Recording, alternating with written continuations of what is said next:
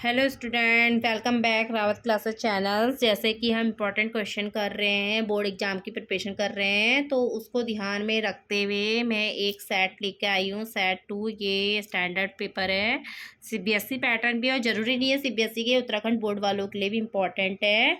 ठीक है, तो वेलकम बैक करते हैं, हम प्रैक्टिस करते हैं। ठीक है, जिससे कि आपको बेनिफिशियल हो गए। फिर हम कल इसको लाइव क्लास में कल लूँगी आपकी 6 बजे लाइव क्लास रहेगी आपकी, इसको ज्वाइन कीजिएगा, जिससे कि हम इंपॉर्टेंट क्वेश्चन को क्या कर पाएँ, सॉल्व कर पाएँ। ठीक है, तो इसमें पहला क्वेश्चन इसमें क्या दे रखा है, if 1 zero of the polynomial, आपको ये दे रखा है question, be twice the other, एक जीरो जो है दूसरे जीरोस क्या है, ट्वाइस है, तो आपको वैल्यूज निकालनी है के की। ठीक है, तो करें हम एक दो क्वेश्चन, 4-5 क्वेश्चन करते हैं, बाकी कल लाइव क्लास में करेंगे।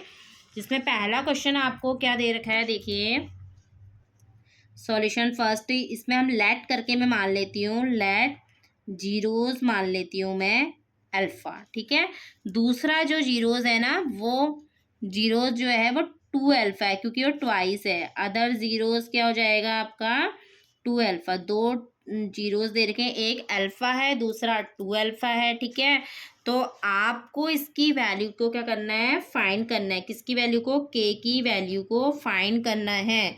के की वैल्यू को फाइंड करना है, तो यहाँ पर से वो होता है sum of zeros. Sum of zeros क्या होता है, कंडीशन क्या होती है सम ऑफ जीरो की, माइनस क्या, coefficient of X upon coefficient of x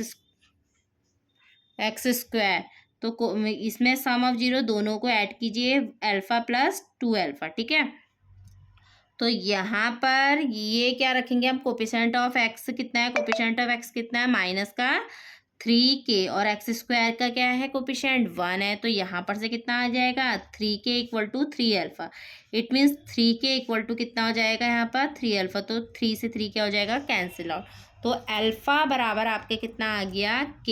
it means यदि एक जो है आपका k है तो दूसरा 2k हो जाएगा। ठीक है, अब प्रोडक्ट ऑफ जीरोज निकालते हैं। Product of zeros, product of zeros क्या होते हैं आपके, constant term upon coefficient of x square. ठीक है, प्रोडक्ट ऑफ जीरो कितना हो गया, alpha multiplied 2 alpha equal to constant term कितना है, देखिए कांस्टेंट टर्म आपको क्या दे रखा है, 4k, ये आपका कांस्टेंट टर्म है अपॉन 1। ठीक, तो अल्फा की वैल्यू पुट करो, k into 2k equal to कितना हो गया, 4k अपॉन 1। तो k से k क्या हो जाएगा, एक कैंसिल आउट हो जाएगा, तो k बराबर कितना हो जाएगा, 4/2। तो k बराबर कितना आ गया यहाँ पर 2, तो ये क्या हो गया, ऑप्शंस बी। ठीक है, इस तरह से क्वेश्चन होते हैं, इसके कीजिएगा। ठीक है, सेकंड क्वेश्चन, सॉल्यूशन सेकंड देखो क्या दे रखा है, the ratio in which the X axis divide the line segment joining the point. इन दोनों पॉइंट को क्या कर रही है, ज्वाइन करने वाली जो है वो एक्स एक्सिस में वो कर रही है। तो इसको इसमें हम इसमें जो हमें पॉइंट दे रखा है ना एक्स एक्सिस, तो x, 0 है, इसको मान लो आप क्या, x1, y1, ये हो गया -2, 3, ये हो गया x2, y2, ये कितना हो गया 6, -7।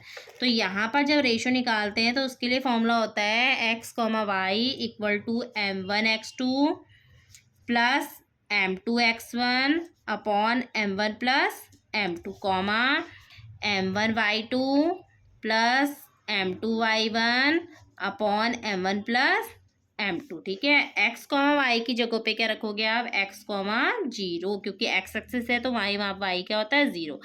m1 हमें पता नहीं है, x2 कितना है 6 है, और ये x1 कितना है आपका -2, तो -2m2 upon m1 plus m2, यहाँ पर m1y2 कितना है आपका -7 प्लस m2 कितना है आपका, m2 कितना है नहीं पता, y1 कितना है 3 अपॉन m1 प्लस m2।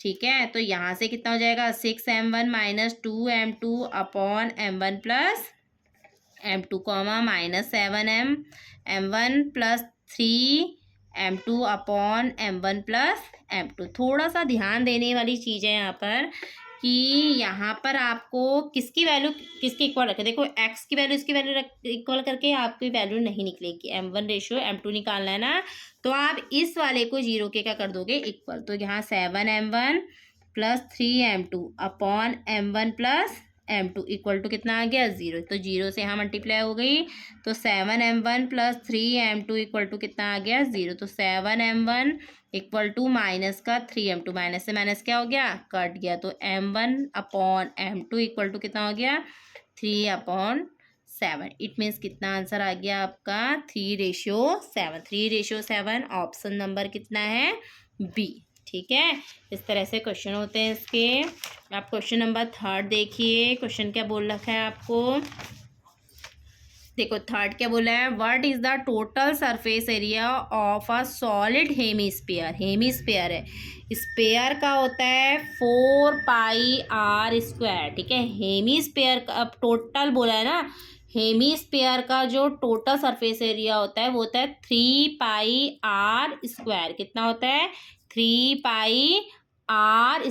और यहाँ पर ये भी बोला है कि जो डायमीटर है वो क्या है आपको डी। इसका मतलब जो आपको डायमीटर के थ्रू निकालना है इसका आंसर। ठीक है, तो डायमीटर के थ्रू निकालना है, तो इसको हम कैसे करेंगे देखिए। देखो क्वेश्चन को थोड़ा सा घुमा के दे दिया है इसमें, total TSA of hemisphere. Hemisphere का जो टोटल सरफेस एरिया होता है ना वो होता है 3πr²। अच्छा, अब पाई क्या आर डी क्या होता है 2r होता है, तो r बराबर कितना हो गया d/2। तो यहाँ रखो d/2 का स्क्वायर, तो कितना हो गया 3πd²/4। ये है आपका ऑप्शन नंबर डी। ठीक है, इस तरह से क्वेश्चन कर रखे हैं, इसमें घुमा के दे दिया है, इसमें डी के टर्म में दे रखा है। नेक्स्ट क्वेश्चन है, what is the length of the arc of a sector of circle which radius इतना, सेंटर एंगल इतना। देखो सेक्टर के फॉर्मूले हैं आर्क के बेस में और एक एरिया के बेस में। एरिया के बेस में है θ/360 इंटू πr²। लेंथ के बेस में दे रखा है θ/360 इंटू 2πr। ठीक है, तो वो लगाएंगे। देखो कैसे करेंगे हम, यहाँ पर लिखेंगे, क्या लिखेंगे, arc of sector. Arc of sector क्या होता है θ/360 into 2πr।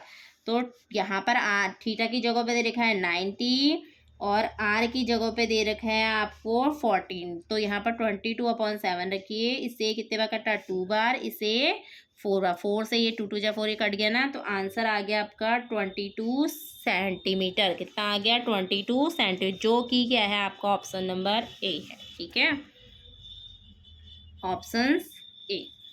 Next question 5th है, जिसमें 0.3 आपको इस इक्वेशन का रूट दे रखा है, तो आपको के की वैल्यू निकालनी। एक चीज़ याद रखिए, यदि इसका रूट दिया तो इस इक्वेशन को क्या करना चाहिए, सेटिस्फाई करना चाहिए। ठीक है, सेटिस्फाई करेगा तो मस्ट भी सेटिस्फाई करेगा, क्योंकि ये इसका क्या है रूट है, इसको सेटिस्फाई करेगा तो के की वैल्यू यहाँ से क्या कर देंगे हम फाइंड करेंगे। ठीक है, देखिए कैसे करेंगे। सॉल्यूशन 5 का x² माइनस 0.9 के इक्वल टू 0 है ना, यहाँ पर आप वैल्यू पुट करो x की जगह पे, पुट x बराबर 0.3 माइनस 0.9 के इक्वल टू 0। तो 0 पॉइंट कितना आएगा 0.9 माइनस 0.9 के इक्वल टू 0।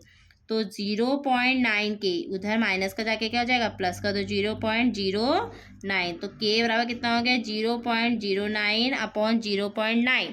ठीक है, तो पॉइंट यहाँ से कटेगा, यहाँ से क्योंकि 2 डिजिट के बाद है, यहाँ पर 1 डिजिट के बाद, तो 1 0 यहाँ एक्स्ट्रा, तो 9/90। तो k बराबर कितना हो गया 1/10। k/1/10 यहाँ पर नहीं दे रखा है, 0.1 दिया है, तो यहाँ से k की वैल्यू कितनी आ जाएगी 0.1। ये है ऑप्शन नंबर सी। ठीक है, नेक्स्ट क्वेश्चन है 6, in the given figures A B is parallel to P Q. देखो ये इसके पैरेलल है, ए बी की वैल्यू दे रखी है आपको 6 सेंटीमीटर, पी क्यू की वैल्यू दे रखी है आपको 2 सेंटीमीटर और ओ बी की वैल्यू दे रखी है आपको 3 सेंटीमीटर।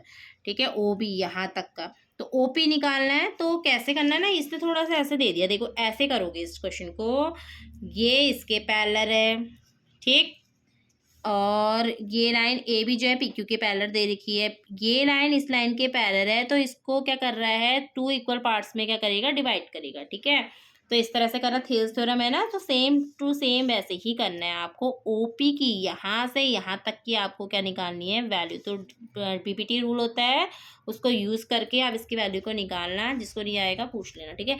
वैसे भी इससे आगे के क्वेश्चन हम कल इवनिंग में 6 बजे और लाइव क्लास में इस क्वेश्चन को आगे को क्या करेंगे, हम सॉल्व करेंगे, ठीक है। Thank you. ये उत्तराखंड बोर्ड और सीबीएसई पैटर्न दोनों के लिए ही इंपॉर्टेंट क्वेश्चन है, ठीक। Thank you.